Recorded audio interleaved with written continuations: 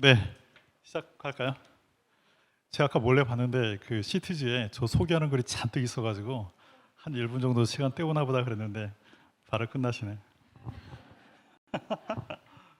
안 졸리세요?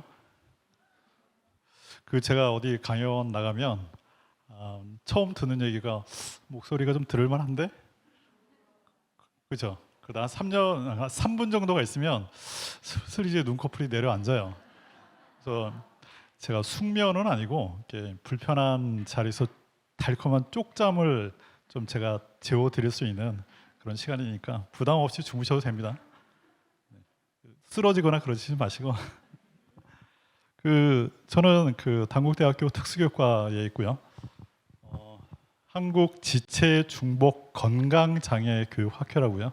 흔히 이제 중증장애 또는 중도 중복 장애라고 보통 이야기하는 그런 학회의 회장을 맡고 있습니다.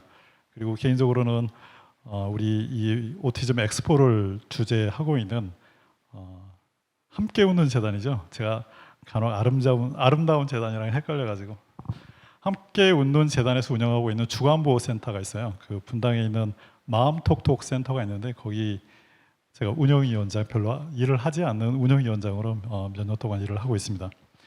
그러다 보니까 자연스럽게 이제 학령기 이후에 성인 장애인들의 삶들을 들여다보게 됐고, 제 개인적으로도 오래전에 지난 세기에 특수교사로 시작을 해서 계속해서 이제 초, 중, 고 학생들만 바라보다가 제가 한 5, 6년 전서부터 내가 가르쳤던 아이들이 이제는 다 결혼도 하고 이제 자식도 낳고 살고 있거든요. 가끔 페이스북에 연락 오는 거 보면 이렇게 아름다운 가정을 살고 있고 그 친구가 사는 거나 저나 비슷해요. 뭐 아이 육아 때문에 힘들고 부모 저기 마누라랑 싸우기도 하고 그러는데, 그러면서 이제 특수 교육이 그 학령기 이후 교육까지 같이 가지 않으면 안 되겠구나라는 생각을 제가 꽤나 그 뼈저리게 생각을 하다가, 그래서 이제 제가 본격적으로 평생교육 쪽에 좀 발을 딛게 됐습니다. 그래서 제가 이따 쭉 소개해드리겠지만 어차피 여러분들 주무시기 때문에 후반부에서는 제 자랑을 좀 한창 할 거거든요. 뭐 그냥 잠이 깨시면 좀 들으셔도 되고요. 제가 연구 동향이라는 그 주제를 처음에 이제 우리 재단 측에서 제가 의뢰를 받았어요. 그런데 아마 아침에 함께 함께 오는 재단 그 회장님께서 샌프란시스코에서 그 메시지를 보내실 때 보니까 재미있는 축제가 되었으면 좋겠다라고 이렇게 화이팅을 하셨어요. 제가 연구실에서 봤는데, 근데 난데없이 갑자기 이렇게 공부 같은 얘기를 하라고 그러니까 상당히 부담스러웠어요.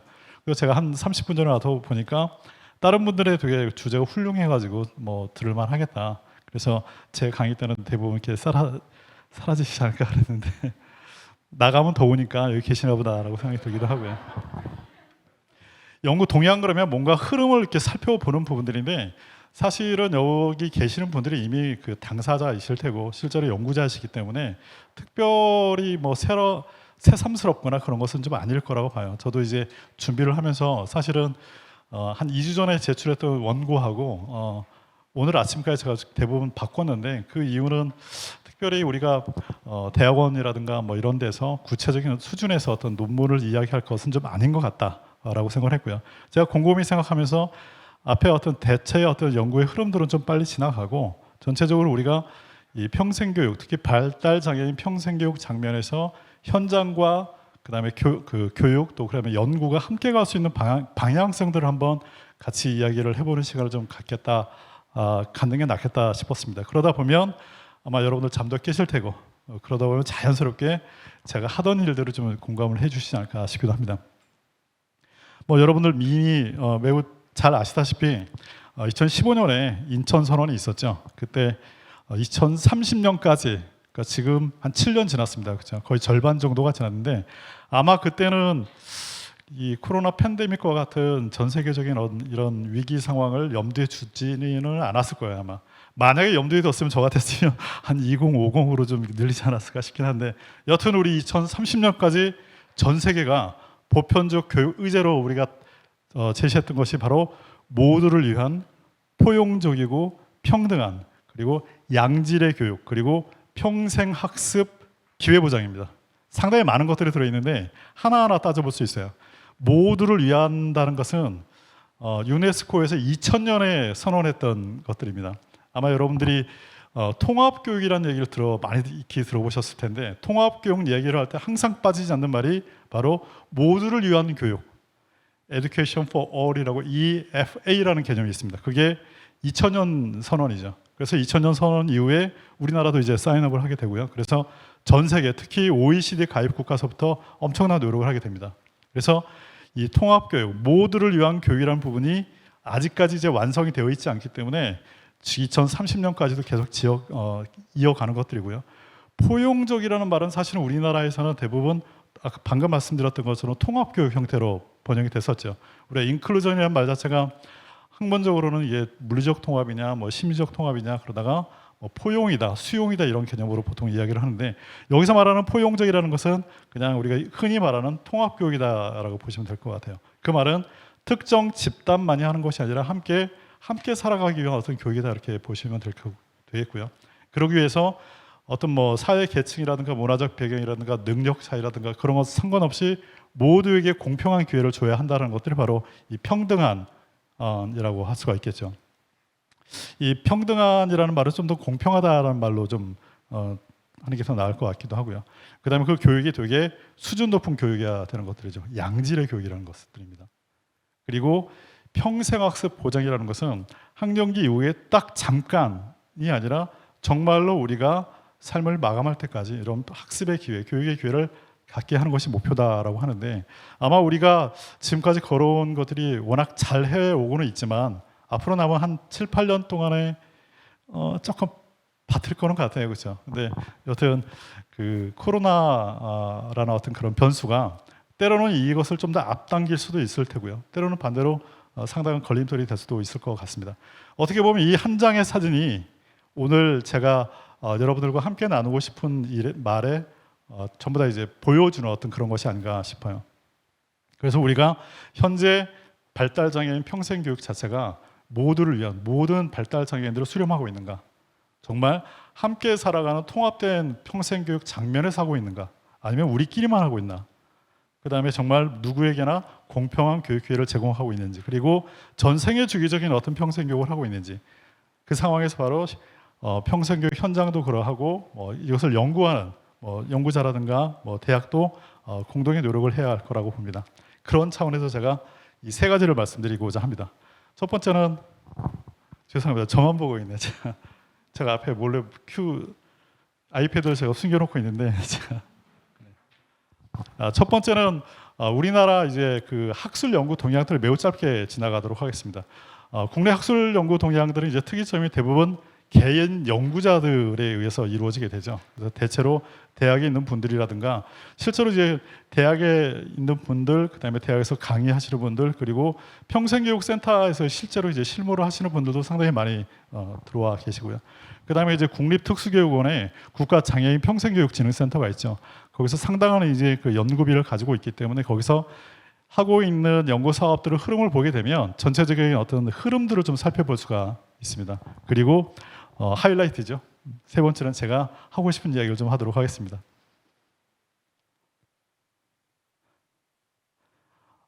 제가 아주 엄격한 그 문헌 연구 방법을 제가 본 것은 아니고요. 대체로 제가 발달장애인 평생교육이라는 키워드를 가지고 대략의 흐름만 좀 살펴봤습니다. 그래서 이런 흐름들이 나오는데, 지금이 2022년이기 때문에 제일 꼭 지점은 사실은 이제 제외하고 좀 보시는 게 낫고요. 전체적인 흐름을 보게 되면 2015년, 16년 이래로 상당히 급격히 평생교육 관련한 연구들이 늘어나고 있다라고 보시게 되는데, 아마 이제 평생교육법이 2016년인가 그때 개정이 되고 저기 장애인 평생교육센터가 2016년에 이제 만들어지고 2018년에는 그 국립특수교육원에 이제 센터가 개소가 되게 되면서 여러 가지 사업비들이 증액이 되고 그에 따른 연구들이 좀 함께 늘어나는 것도 영향이 있지 않을까라고 생각이 들고요.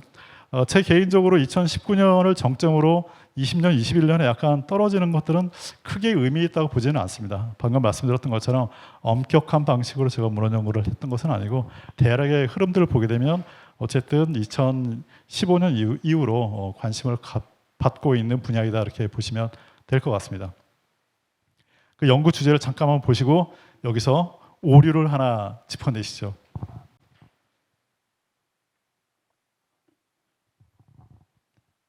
네, 중요한 건 아니니까 제가 물 마실 시간 동안 밑에 여기 17.7%라고 되어 있는 게 저기 발달장애인 평생교육 제도 및 정책으로 가야 됩니다. 이렇게 제가 방금 전에 발견했어요. 대체로 이 연구 주제에 대해서는 우리가 조금 관심을 좀 둬봐야 되는데 대체로 이제 연구 주제가 포커스가 발달장애인 그 장애인 당사자 또는 학습자 집단에 대해서 어떤 프로그램을 적용해 보거나 이런 연구들이 좀 제일 많이 있었고요. 그 다음에 평생교육 프로그램 자체를 개발하거나 그 소개한 연구들인데 사실은 이 평생교육 프로그램에 관한 것들은 개인 연구자들이 어떤 작은 수준에서 프로그램을 적용해 봤던 연구들도 있지만 조금 더 큰 기관의 큰 프로젝트를 통해서 나온 부산물로서 프로그램 연구들이 좀 진행이 되어 있다라고 보시면 되겠습니다. 그리고 이제 특히 평생교육 제도와 정책에 관한 연구들이 꽤 있어 왔는데 특히 2015년, 16년 초창기의 연구들이 좀 많이 그래왔죠. 그래서 어떤 법을 또는 정책을 또는 지자체의 조례를 분석하는 그런 연구들이 좀 있어 왔고요.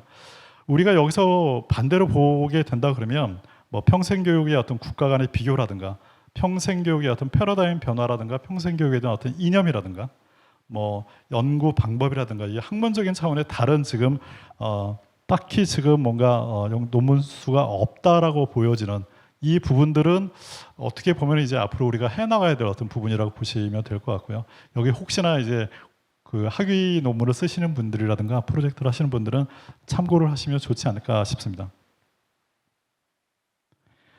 이 학술지들을 제가 얼핏 살펴보니까 대체로 이런 트렌드가 좀 나옵니다. 그 제일 오른쪽에 52% 정도가 이제 특수교육 분야라든가 일반 교육 분야에 대해서 그쪽에서 이제 장애인 평생교육, 특히 발달장애인 평생교육 분야는 한 절반 이상이 특수교육계 쪽에서 발표가 됐다라는 것들과 그 다음에 이제 평생교육 분야는 약 27% 정도, 그다음에 장애인 복지에 관한 쪽에서는 21%가 나왔는데 사실은 이제 장애인 평생교육에 관한 전문 학술지가 사실은 많지가 않기 때문에 이런 데이터가 충분히 이해가 되기도 하고요. 또 다른 측면에서는 대체로 상당히 많은 그 발달장애인 평생교육 관한 연구자들이 대체로 저처럼 특수교육과에 있는 사람들이 또는 특수교육 관련인 분들이 많기 때문에 이런 트렌드가 좀 보여질 거라고 봅니다. 그 연구 유형들을 보게 되면은 조사 연구가 많고 문헌 연구, 질적 연구, 혼합 연구 이렇게 여러 가지 형태들이 보여지는데 한눈에 보기에도 이제 실험 연구라는 것은 없어요, 그렇죠? 근데 실험 연구는 아마 저는 뭐 연구의 어떤 다양성을 위해서 실험 연구도 필요하겠다라고 생각을 듭니다. 그렇지만 다른 방식으로 예를 들어서 교육 프로그램을 굳이 효과성을 검증하기 위한 학령기에서의 어떤 연구와는 좀 다른 특징을 가지고 있기 때문에 우리 흔히 말하는 뭐 사전 사후 테스트 어떤 특정 프로그램을 해서 학습자가 어떤 것을 얼마나 이해를 하고 뭐 공감을 하고 뭔가를 배웠다 이런 것들이랑은 좀 다른 차원으로 접근하기 때문에 이러한 데이터가 보여지지 않았나 생각을 합니다. 국립특수교육원 연구들을 좀 살펴보는 게 저는 좀 더 의미 있다고 좀 보고요. 실제로 여기 이 국립특수교육원에 있는 국가장애인 평생교육센터에서 매년 상당히 많은 연구 프로젝트를 진행을 합니다. 그리고 많은 연구자들이 개별 연구를 하기에는 이제 비용이라든가 이런 것들이 부담되기 때문에 연구 용역을 수주를 해서 그로 인한 어떤 연구들을 수행을 하게 되고 실제로 현장의 어떤 파급력도 오히려 더 이쪽 연구가 더 크기 때문에 한번 살펴볼 필요가 있습니다. 지금 그래프 보시는 것처럼 2016년 이래 상당히 급격히 늘어나고 있는데 2016년에 국가장애인 평생교육센터가 만들어지고 2018년에 이제 그 센터가 천안에 있는 국립특수교육원에 이제 별도의 건물로 들어서게 되죠. 그리고 실제로 사업비도 상당히 많이 증액이 됐고요. 작년의 경우에 지금 사업비가 총 46억 정도가 나왔는데 제가 이렇게 보고서를 보니까 연구 개발비로 28억 정도가 쓰였다는 겁니다. 그렇기 때문에 상당히 한 5년 전에 비교를 했을 때 상당히 많은 연구비가 풀린 건 사실이다. 그렇지만 아직까지 그 전국적인 범위에 의해서 해야 되는 어떤 연구의 어떤 그 요구 상황을 본다고 그랬을 때 수치상으로 26억이 많은 것 같지만 사실은 보통 이제 이공계 쪽에서 연구 프로젝트 하나가 보통 100억, 200억 단위를 개인 과제가 하는 것을 본다 그러면 전체적으로 이쪽에 대한 연구비는 상당히 낮다 이렇게 보실 수가 있겠습니다. 그래서 아직까지도 이런 부분에 대한 요구들이 좀 보여지고요. 국립특수기관 그 사업 실적들을 쭉 보게 되면 제가 17년서부터 21년까지 올해는 현재 진행 중이기 때문에 뭐 제가 딱히 그 리스트업을 하지 않았습니다. 보게 되면 2017년서부터 연구 흐름들을 보게 되면 트렌드가 이렇게 간단히 보입니다. 첫 번째는 발달 장애인 그 평생 교육에 관한 현황 조사를 많이 하게 되죠. 뭐 센터라든가 기관들의 어떤 요구들은 무엇이 있는지, 또 당사자들은 어떠한 요구를 가지고 있는지에 대한 현황 요구도 조사들은 실제로 지금도 계속 하고 있습니다. 근데 제 개인적으로 연구를 하다 보니까 한 2, 3년 전서부터 했던 얘기가 계속 또 나오는 느낌이 좀 있고요. 실제로 센터에 계신 분을 여쭤보니까 자꾸 똑같은 얘기를 물어본다고 이제 그만 물어봐라 그런 얘기도 가끔 들으시고 안 물어볼 수는 없고 뭐 그렇긴 합니다. 근데 그것을 자꾸 묻는데 아마 묻는 사람이 묻는 기술이 없거나 필요한 걸 묻지 않기 때문에 그러한 피로감이 있을 수도 있겠다라는 생각이 들었고요. 그렇게 인식을 묻고 그 다음에 우리가 주안점을 많이 두었던 것은 바로 프로그램입니다. 왜냐하면 대체로 현장에서는 당장 평생교육센터, 뭐 야학, 복지관 여러 가지 기관들에서 어떻게 해야 될 것인가, 뭘 하라는 것인가, 그러다 보면 교재도 필요하고 어떤 프로그램도 필요하고 당장 적용할 수 있는 프로그램들 이런 것들에 대한 요구들이 상당히 높았기 때문에 그런 것들을 쭉 이제 만들어 오기 시작합니다. 2019년에 보게 되면 뭐 장애 유형별 프로그램이라든가 교재, 교구 이런 것들을 만들어내고요. 그런데 제가 쭉 보니까 그게 만들어는 놓는데 대부분 뭐 디지털 형태로 되어 있고 실제로 책자라든가 이것을 만들어서 전국의 모든 평생교육 기관에 줄 수 있는 여건은 또 되지 못합니다. 그렇죠? 그리고 뭐 아시겠지만 한번 사용하게 되면 계속해서 사용할 수 있는 것이 아니라 다시 재사용을 해야 되나요? 어떻게 돼야 되나요? 그렇죠? 학령기관은 또 다른 교과용 도서와는 다른 형태들이기 때문에 계속해서 만들어는 내고 있지만 어떤 실효성이런 측면들 이런 부분들 그리고 현장의 어떤 체감성들은 조금 아직까지 크지 않다라는 느낌이 좀 들기도 하고요. 조금 그 중요한 어떤 기점들은 2018년도에 국가에서 이제 발달장애인 평생교육 과정이라고 학령기처럼 평생교육 과정을 만들었죠. 2018년에는 기본교육과정, 기본 지역사회 참여 교육과정이라는 어떤 그런 유사한 이름으로 서울대학교에서 만들었던 교육과정이 있습니다. 어쨌든 그게 전국의 발달장애인 평생교육 기관에서 일종의 함께 따라갈 수 있는 교육 프로그램을 계획할 수 있는 프레임워크로 쓰일 수 있는 제일 첫 번째가 2018년이고요. 그리고 2019년도에 발달장애인 평생교육 과정을 이제 만들게 되죠. 지금 이 그림에서 한 가운데 있는 처음 세 번째에 있는 발달장애인 평생교육 과정이 2019년에 만들었던 교육과정입니다. 굳이 제가 만들었기 때문에 자랑을 하는 것은 절대 아니고요. 실제로 이제 제가 만든 게 아니라 국가에서 이 프로그램을 이 과제를 인식을 했기 때문에 중요한 어떤 변곡점을 가지고 있다라고 볼 수가 있겠습니다. 왜냐하면 이 발달장애인 평생교육 과정이 평생교육 교육과정이냐, 평생교육 과정이냐, 평생교육 프로그램이냐 이 세 가지 관계성들을 일단 정립을 한 것이 2019년의 평생교육 과정입니다. 왜냐하면 이제 우리가 초등학교 과정, 중학교 과정, 고등학교 과정 이런 식으로 하나의 학령기로 보는 평생교육 과정인지 아니면 특정 학령기에 배워야 하고 어떤 순서로 배워야 하는 것을 정리해 놓은 교육 과정의 성격을 가지고 있는 것인지에 대한 개념 규정을 일단은 2019년의 평생교육 과정에서 했다고 보고요. 2019년에 지금 그 그림을 보시게 되면 6개 그 영역들이 있죠. 법에 의한 6개 6대 영역입니다.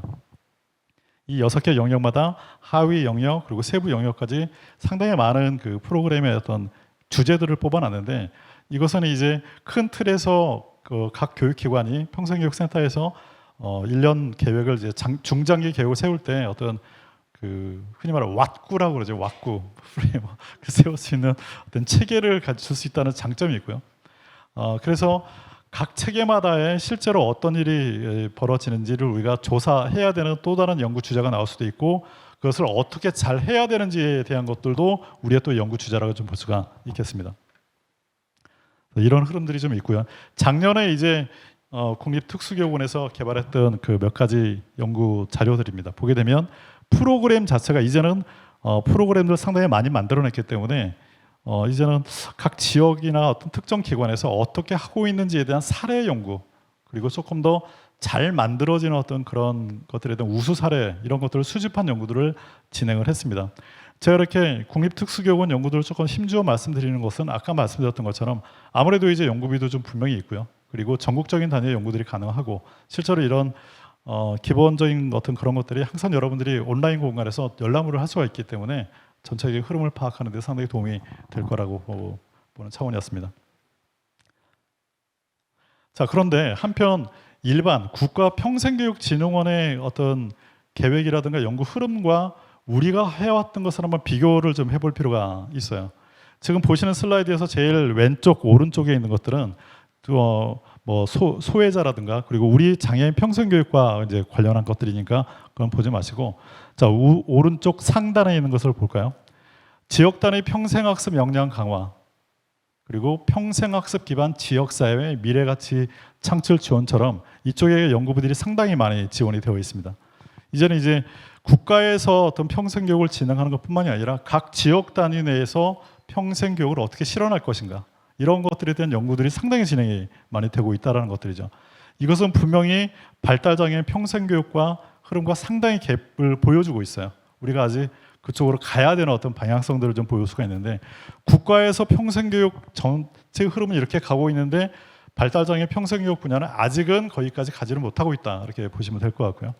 그 다음에 평생교육 관련 법령 제도 개선이라든가 지역의 어떤 평생교육 생태계 구축이라든가, 그리고 왼쪽 하단에 보시면 온라인 생태교육이라든가 뭐 무크와 관련한 새로운 교육 플랫폼, 학습 플랫폼들을 계속 연구를 하고 있는데, 여기까지는 우리 아직 가지 못했습니다. 그런 것들이 바로 이제 느껴지게 되죠.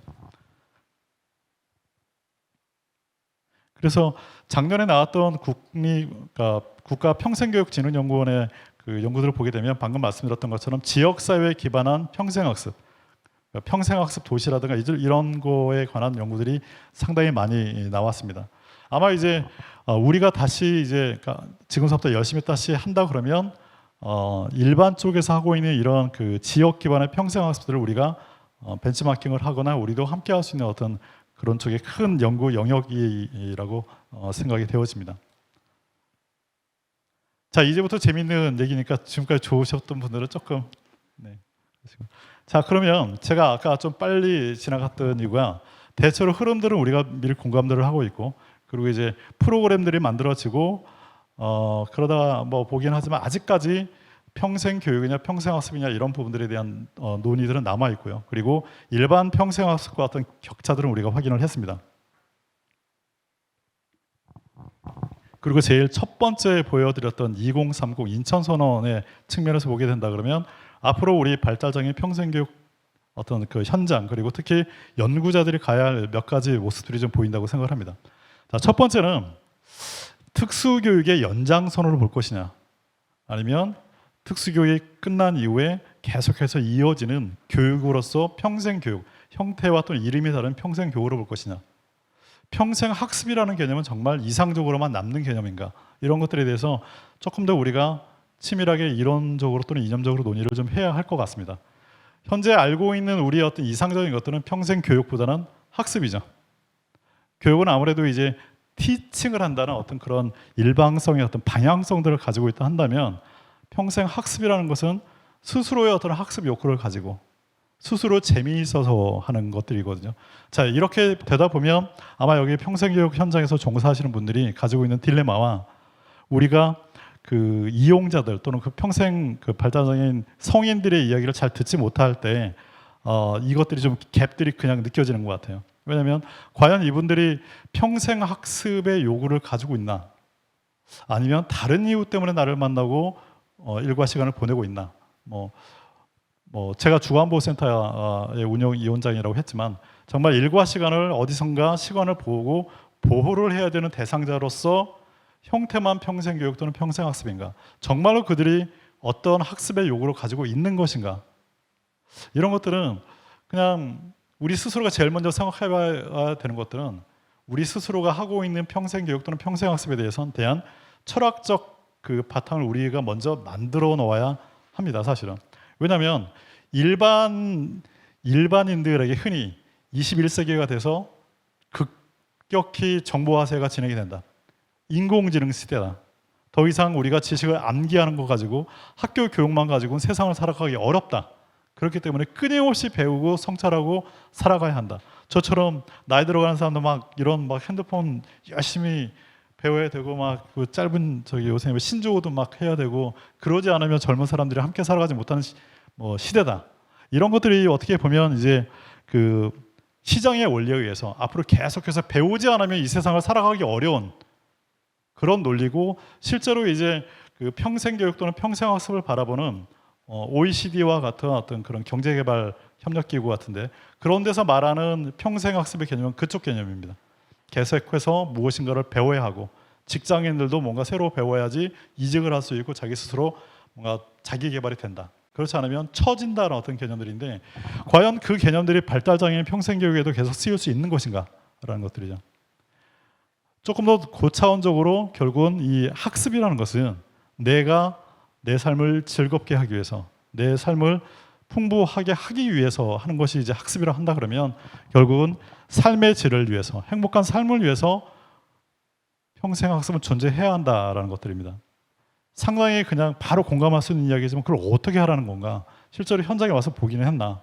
도전적 행동을 하는 성인 학습자, 부모의 보호자의 과도한 요구, 나의 불리한 여건, 상당히 힘든 이 모든 것들이 과연 정말로 어떤 삶의 질을 위해서 우리가 하고 있는 것이 맞나라는 것들이 상당히 물론 현실과는 상당히 갭이 있을 수는 있어요. 그렇지만 우리가 하는 일은 실제로 단순히 학령기 아이들처럼 계속 가르쳐서 뭔가를 사회에 적응시키고 그래서 사회에 살아가게끔 한다기보다는 이미 성인인 사람들이 이 사회의 시민으로서 어떤 권리를 누리고 자기 삶을 즐겁게 살아가기 위해서 우리가 어떤 조력자로 갈 수 있는 그런 역할은 무엇일까? 만약에 그런 컨셉들이 좀 정말 분명해진다 그러면 우리가 발달장애인 성인들을 만나는 방식, 우리가 연구를 하는 주제, 내용 이런 것들도 조금씩 바꿔질 거라고 생각을 합니다. 그래서 아까 이제 처음에 확인했던 게 특수교육 분야에서 평생교육, 저도 이제 특수교육 하는 사람이니까요. 하기는 하지만 특수교육의 단순한 연장선으로 봐서는 안 될 것이다라는 것들입니다. 물론 특수교육조차도 반드시 사회에 나가기 전에 성인이 되기 전에 이걸 꼭 할 줄 알아야지 사회에 나가 사나 이런 준비성의 개념들을 놓기 시작하고 있어요. 학령기 아이들조차 이제는 그 자체 9살이든 10살이든 그 자체가 온전한 사람이고 온전한 인간이고 시민이기 때문에 이 아이들도 자기의 삶을 누릴 권리가 있다. 학교에서 이 아이들에게 재미있는 즐거운 삶을 주기 위한 기회를 제공해야 한다라는 어떤 개념으로 이동을 하고 있는 것처럼 우리 평생교육에서도 그렇게 이동을 해야 된다. 관점을. 그래서 가르치려 들기보다는 함께 하기 위한 것들로 관점을 바꿔야 될 것이다라는 것들입니다. 발달장애 평생교육 과정의 어떤 연구 동향들을 이렇게 그 문헌 연구를 통해 가지고 흐름을 짚어준 연구자들이 좀 있어요.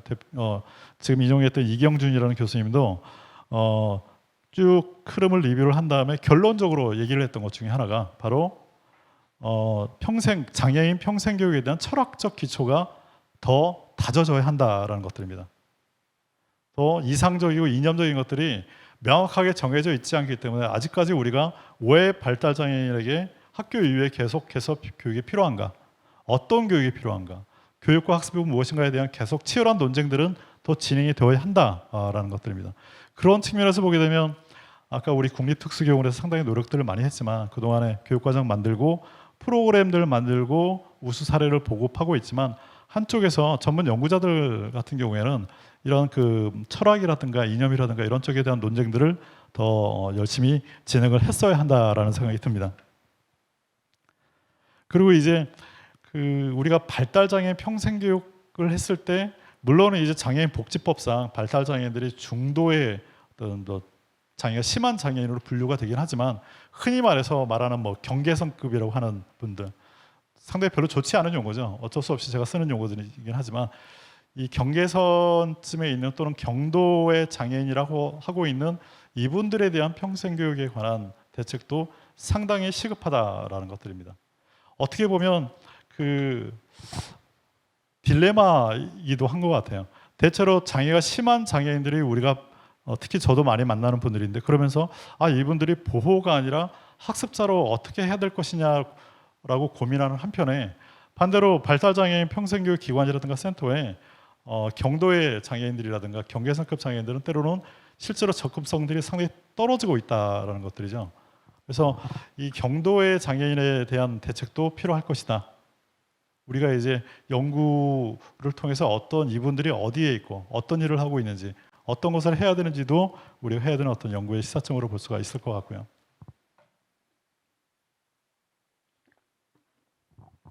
제일 오른쪽 슬라이드는 2019년에 개발된 발달장애인 평생교육 과정의 그 교육과정 첫 번째 설명에 대한 부분들인데, 발달장애인 평생교육 과정의 철학적 기초를 딱 두 가지로 제시를 했습니다. 간단하게.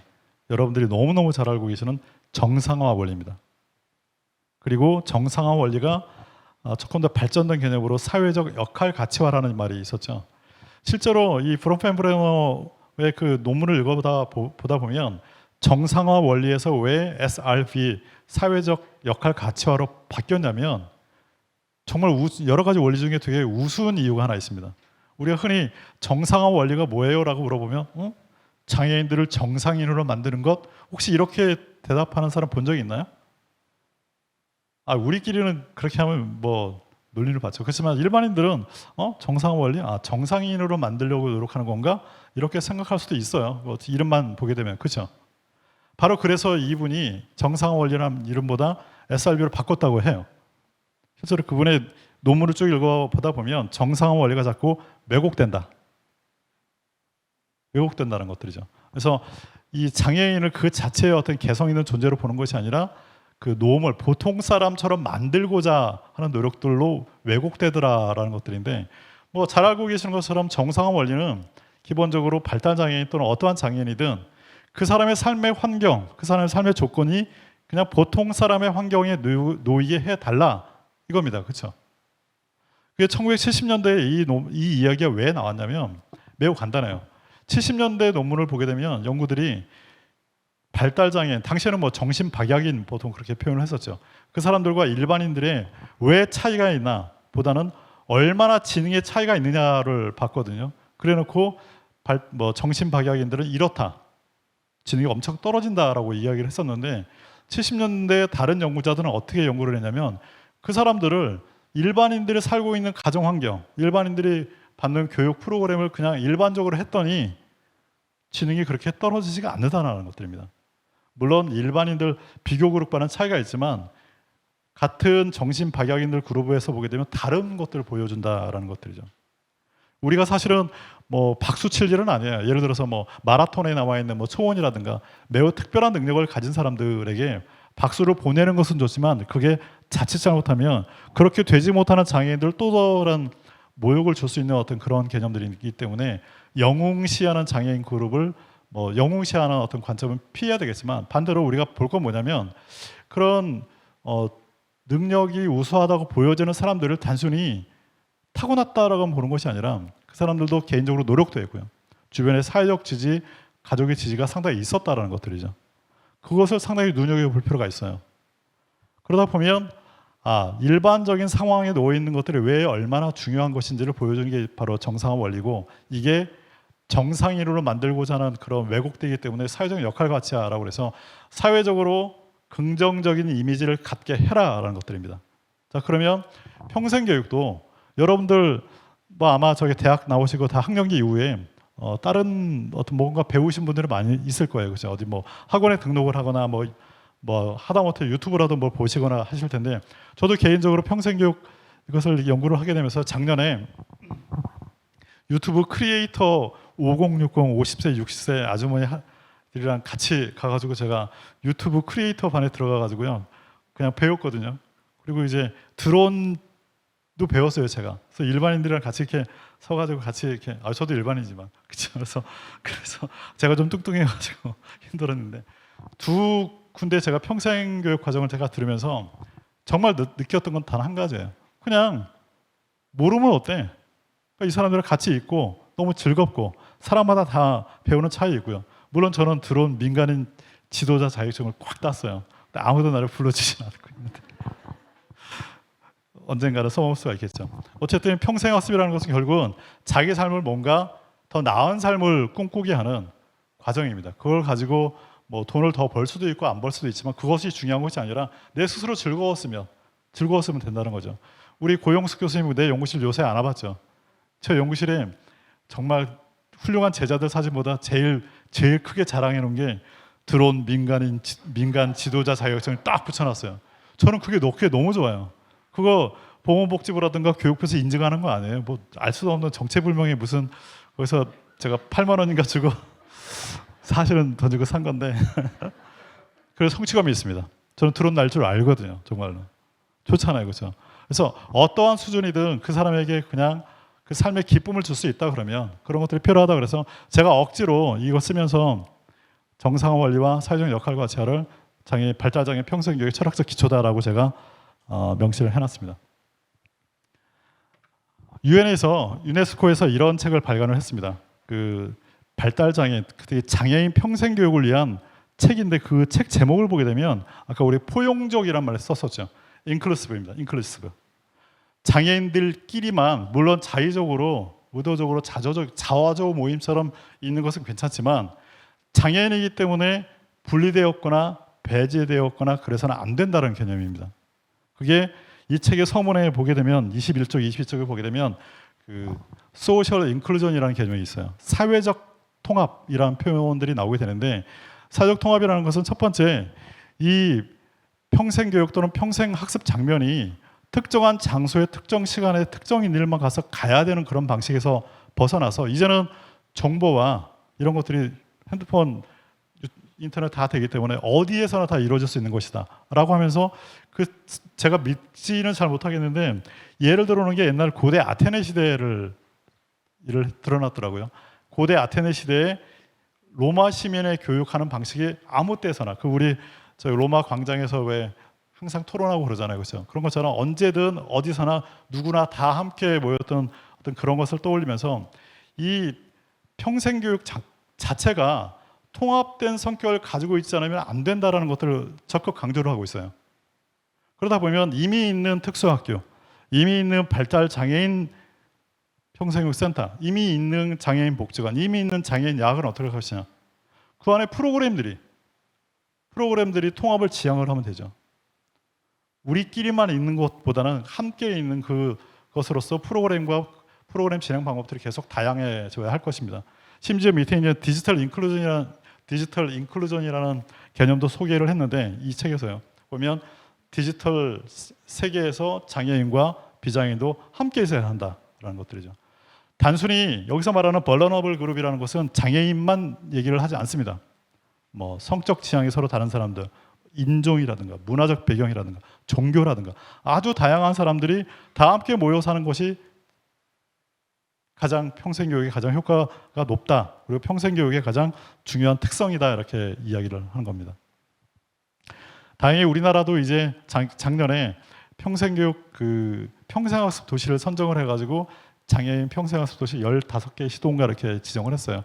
우리가 이 시도들이 앞으로 장애인 평생학습 도시를 어떻게 운영하고 있는지 지켜볼 일이기도 하고 연구에 관심 있는 분들은 실제로 어떻게 운영되고 있는지를 잘 지켜볼 일이죠. 이미 작년에 부산 지역에서는 이런 연구를 수행한 적이 있습니다.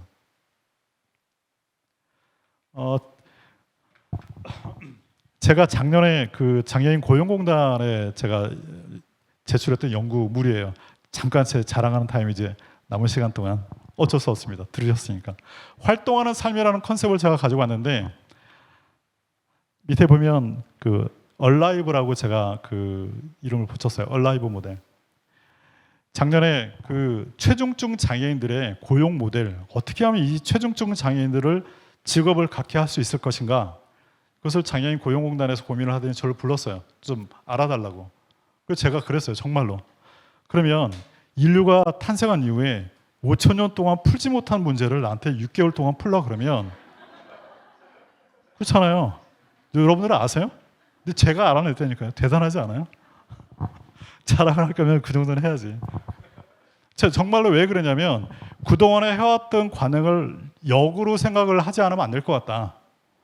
그동안에 모든 했던 노력들이 결국 뭐였냐면 장애인들의 생산성이었어요. 이 사람들이 과연 직업을 가질 만한 능력이 있나. 그래서 생산성을 갖추기 위해서 그렇게 노력들을 많이 했죠. 그런데 우리 머릿속에 알고 있는 최중증 장애인들은 해도 안 되는 사람들이잖아요. 그러다 보면 우리 스스로도 지키고 우리가 지치고 우리가 바라보는 그 장애인들도 계속해서 그냥 능력이 안 되는 사람으로 우리 스스로도 자꾸 폄훼를 하게 돼요.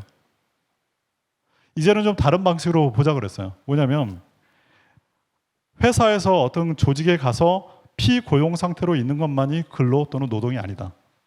사람이 살아가는 그 자체는 함께 살아가는 자체에서 숨쉬고 살아가고 어떤 일을 한다는 것은 그 자체가 사회적 노동이 될 수가 있다라는 것들입니다.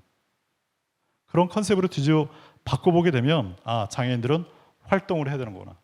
그 활동이라는 것은 반드시 내가 어떠한 노동력을 제공해서 그 고용주에게 어떤 그 자본주의적인 어떤 이득을 혜택을 주는 것만 해당되는 것은 아니다라는 것들입니다. 활동하는 삶. 이 컨셉이 제가 대충 나온 건 아니죠. 여러분들 너무 잘 아시는 한나 아렌트라는 분이 뭐 여성의 정치적 참여라든가 성소수자라든가 이렇게 정치를 얘기할 때 항상 빠지지 않는 분인데 상당히 어려운 그 리딩이라서 저도 힘들긴 했지만 이분이 인간의 조건, 인간이라는 것은 활동하는 사람이어야 한다. 활동적인 삶이어야 된다. 활동적인 삶 세 가지 조건을 얘기했습니다. 첫 번째, 노동을 해야 되고, 두 번째, 뭔가 자기를 위해서 뭔가 어떤 일을 해야 되고, work입니다. 세 번째는 사람들과 함께 있으라는 얘기입니다.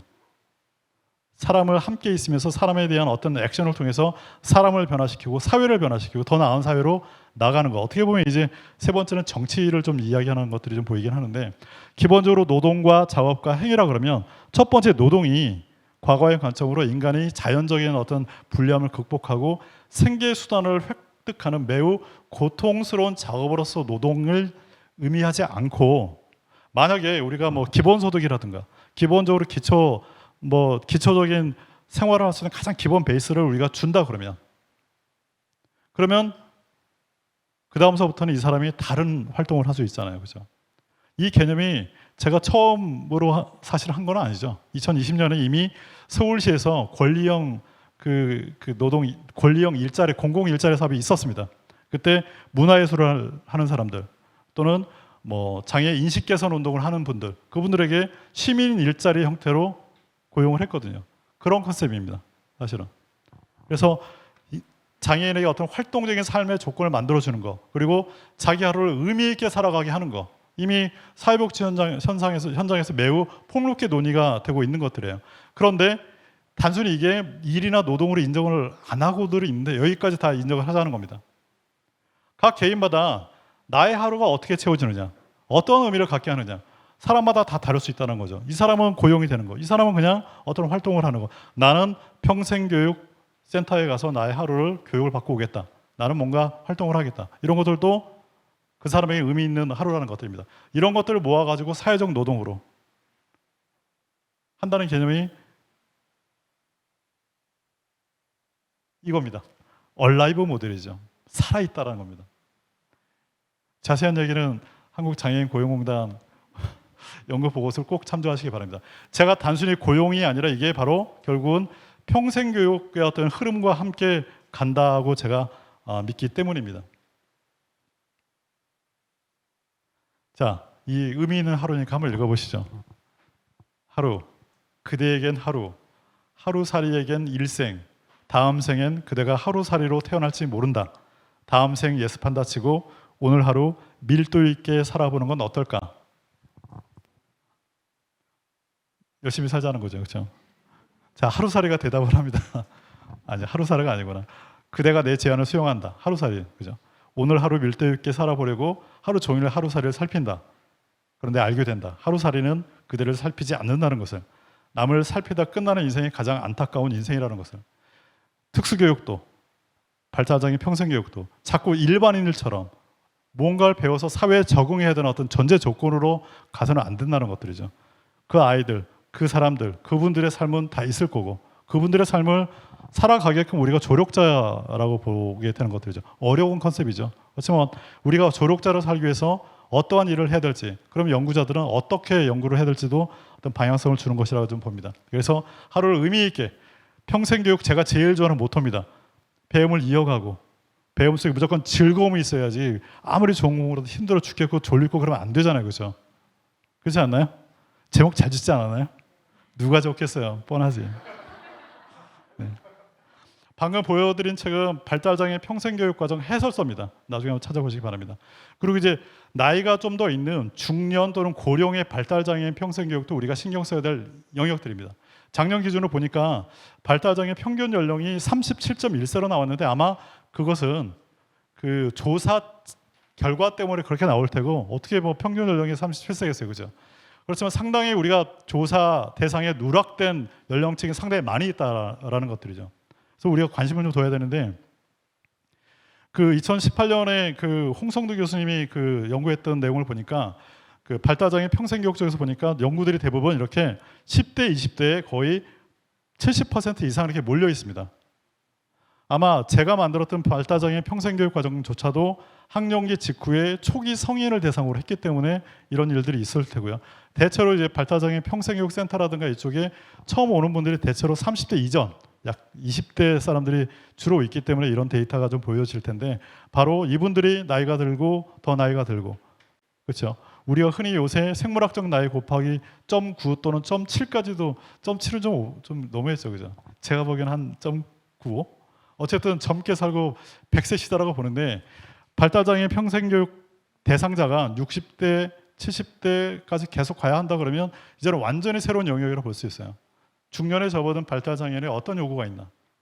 노령기에 접어든 발달장애에게는 어떠한 연구를 해야 되는지가 우리가 하나의 영역이라고 볼 수가 있겠고요. 시간이 없지만 제가 짧게 말씀드릴게요. 하나는 배워가야죠. 이건 하나 가르쳐 드릴게요. CAT, 바로 보상 연령 이론입니다. 보상 연령 이론이라는 건 있는데 2015년에 그 이스라엘에 있는 교수님이 쓴 건데 제가 상당히 좋아하는 이론 중에 하나입니다. 자, 제일 첫 번째, 제일 위에 있는 점점점점이 있죠. 그게 흔히 말해서 우리가 일반적으로 사람들이 저러하다라고 우리가 알려진 이론들입니다. 자, 지능 지수를 봤을 때 약 20대쯤 되면 급격히 이제 저 지능이 발달이 끝나서 보니까 저 그림 한 70대까지 유지가 되다가 노화가 되면서 이제 떨어진다라고 하는데 여러분들 지금 어디에 계신지 좀 잘 보세요. 얼마나 남았는지. 저는 아직 좀 남았어요. 근데 두 번째 보면 그 법례에서 임페리얼 트래젝토리라고 그래서 이렇게 손상된 사람들의 이론이 있습니다. 그러니까 IT 이론을 가진 사람들은 여기서 두 번째죠 여기. 그래서 이분들은 정신 연령 발달이 약 15세, 10세, 15세에서 빨리 끝난다. 그리고 낮은 수준에 진행되다가 뭐 끝날 것이다 이런 게 손상 이론이 있는데 아마 발달 장애인의 어떤 발달 또는 정신 연령 발달이 흔히 우리가 알고 있는 그 이론이라고 볼 수가 있어요.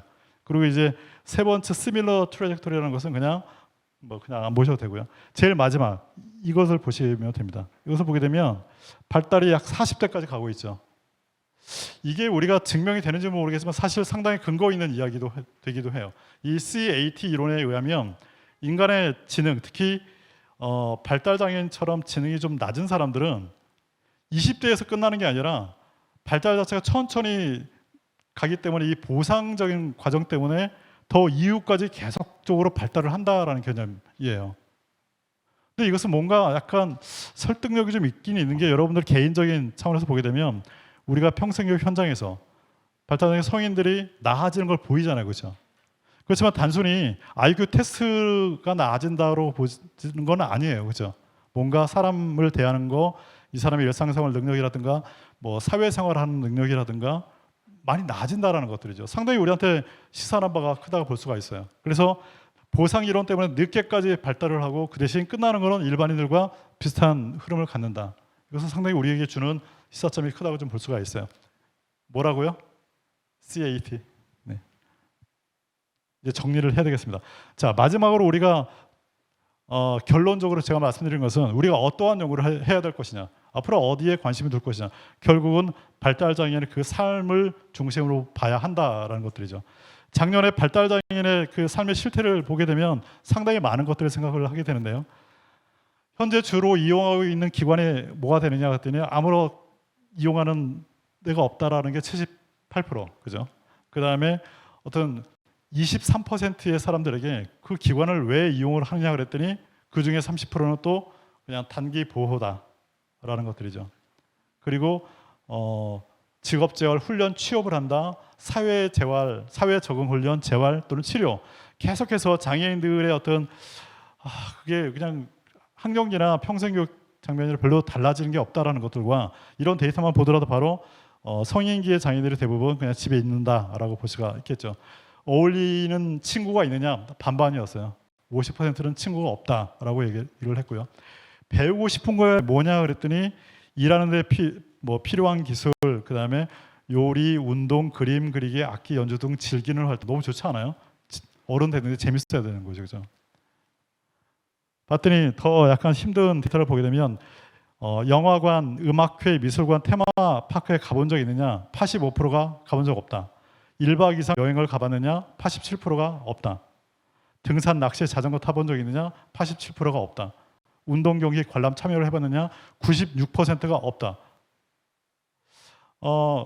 제가 처음에 말씀드렸던 발달장애 평생교육과정 그 6대 영역을 보게 되면 이게 6대 영역으로 보시면 돼요. 연구조차도 보면 인문교양이라든가 시민참여 쪽에 연구들이 없거든요. 아마 우리가 발달장애 평생교육과정 6대 영역을 다 해놓고 아마 문화예술 쪽에 워낙 수요가 높기는 하지만 삶이 반드시 문화예술 영역으로만 치우쳐지는 것은 아니죠. 그래서 지금 하고 있지 않은 다른 영역들, 그리고 방금 말씀드렸던 것처럼 발달장애인의 실제적인 삶의 어떤 모습들을 보게 되면 앞으로 해야 할 것들이 상당히 많이 있는 것 같아요. 특히 그 전문 연구자들이 할 일이 꽤나 많이 있게 되는 것들이죠. 그래서 사람의 어떤 다채로운 삶을 위해서 우리가 노력을 한다 그러면, 특히 연구자들이 측면에서 보게 되면 다른 부분들을 어떻게 그러면 할 수 있는지에 대한 그 방안들을 찾는 것들, 연구들이 있어야 될 것이라고 봅니다. 책 이쁘지 않나요? 마지막 자랑 타임이에요. 제가 작년에 개발했던 발달장애인 그 평생교육 프로그램 문화예술 쪽에서 제가 세 권의 책을 만들어냈는데, 제가 특히 디자인을 할 때 신경 쓴 게 있습니다. 첫 번째, 표지에 어디든 장애인이란 말 굳이 쓸 필요가 없다. 뒤에 잠깐 써놨죠. 어차피 사사표기를 해야 되기 때문에. 그리고 그냥 뭔가를 배우려고 하는 게 아니라 즐겁기 때문에 배우는 활동을 하자. 그래서 이 안에 보면 청춘 즐기다에 드론이 들어있죠. 드론. 그리고 실제 그 드론 사진을 보게 되면 단국대학교에서 막 찍은 드론이 나옵니다. 그리고 잘 찾아보시기 바랍니다. 제 유튜브가 있어요. 브랜드 채널이 있기 때문에 절대 한경근이라고 안 써놨어요. 저 그런 사람 아니에요. 현재 구독자가 15만 정도가 돼요. 안 와보셨어요 아직? 15명만 있어요 지금. 근데 들어와 보시면 이 컨텐츠 제가 동영상으로 몇 개 올려놨거든요. 잘 찾아보시고, 그냥 제가 좀 많이 막아놨는데 딱 여기 계신 분들만 보시라고 해놨기 때문에 한번 보시기 바랍니다. 보고 따라하라는 게 아니라 뭔가 삶을 재미있게 즐길 수 있는 그런 활동들을 좀 많이 만드시는 게 좋겠다는 생각이 들어서 소개해드리고요. 그리고 제가 최근에 설립한, 아직은 론칭을 하지 않은 연구소입니다. 라일락입니다. 라일락은 청춘의 개념이 있고요. 제가 작년에 했던 청춘과 지금 이어지는 시스템입니다. 그래서 문화예술과 뭔가 재활 이런 것도 있긴 있지만, 기본적으로 라일락, 나의 삶과 그리고 내가 하는 일과 그리고 나의 즐거움, 이 연구소에 가입을 함부로 안 받아주니까 가입하려고 하지 마시고, 그냥 여러분들이 현장에서 여러분들 스스로도 재밌고 즐거운 시간들, 그리고 함께 만나는 발달장애 성인들에게도 그러한 순간들을 만들어 주시고, 여기에 많은 보니까 연구를 하시는 분들이 계시는데 아마 그런 것들이 상당히 많이 우리가 해야 되는 연구의 어떤 노력이라고 생각이 듭니다. 자, 여기서 제가 마치도록 하겠습니다. 고맙습니다.